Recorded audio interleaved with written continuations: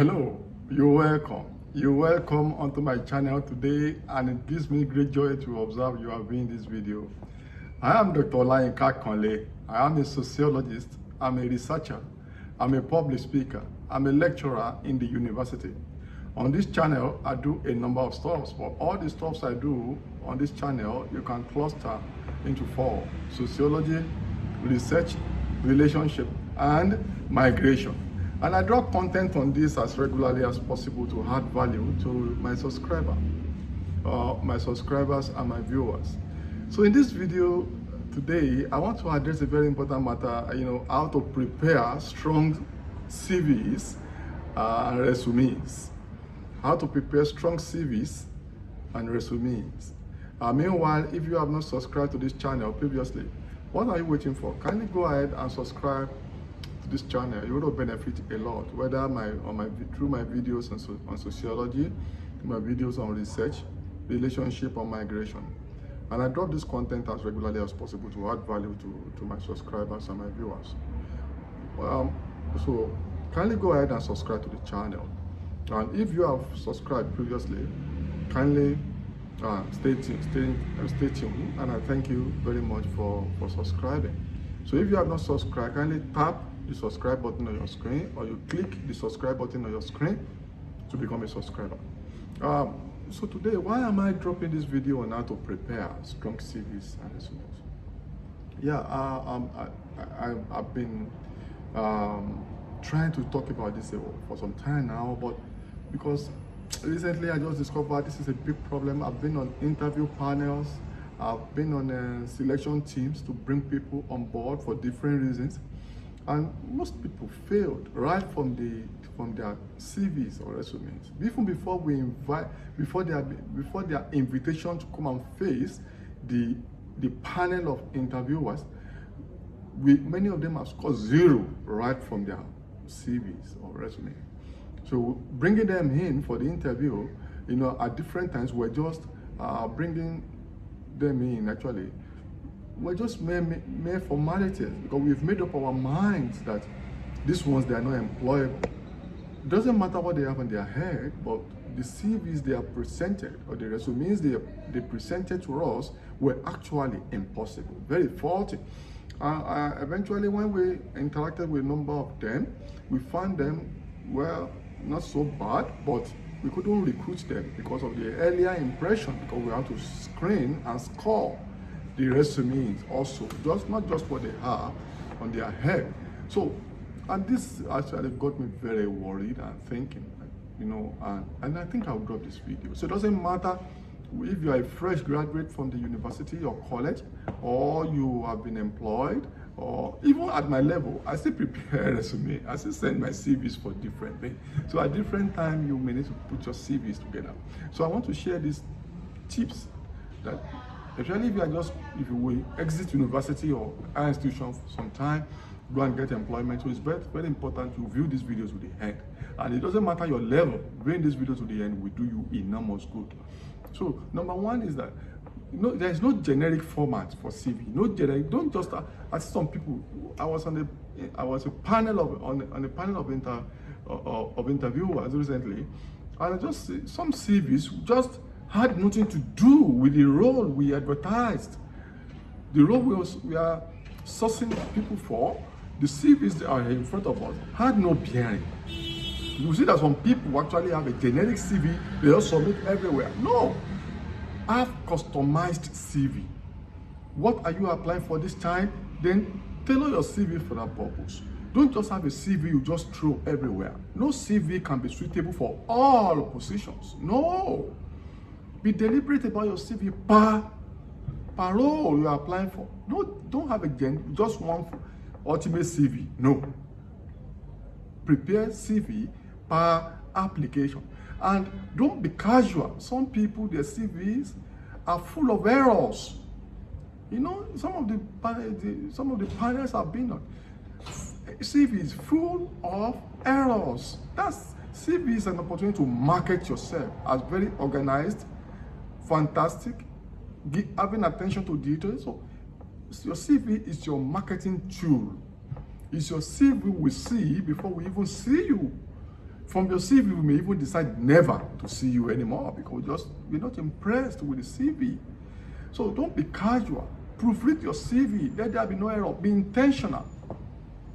It's another way to sell you. So it's very important that you are deliberate. Your CV resume will give huge impression about you. Some people are not employed today, or they lose contract, they lose fellowship, they lose scholarship because of the nature of the CV they have submitted. So please be deliberate, be intentional, customize your CV, and proofread. You can even have a second opinion about it. You may have people working in the same sector. Let them look at the CV for you. So, and on your CV, make sure you get the right format for the role you are applying for. The format will depend on the important elements you have to emphasize on your CV or your resume. That's what I mean by format. There's no standard format. It depends on the role you are applying for and the information you think will be necessary. More recently, somebody nearly lost a job because of not giving the right information on the CV. The basic information that everybody should have. But the person just did not put those things in there, and it took a lot of interventions. So get the right format. The format means the necessary information that should be on the CV. Then element number one, there must be your name on the CV and your contact information. Your name, your salutation, your email address, your phone number, even sometimes your social media handles in case they want to check you out online. Many employers do background check now, and social media footprints are very important. That's why you have to be careful what you post on social media. So there must be your name and contact information, your address, phone number, and the rest of it.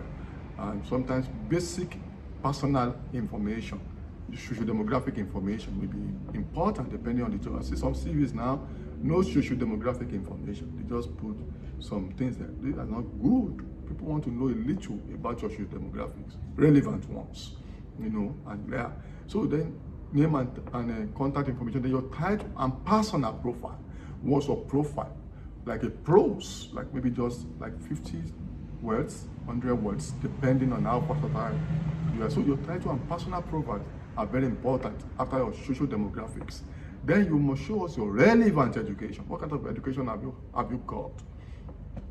So list it from the most recent, like that, with dates and schools, awarding schools, bodies, dates, and the degrees you earn, you got from those places, and class.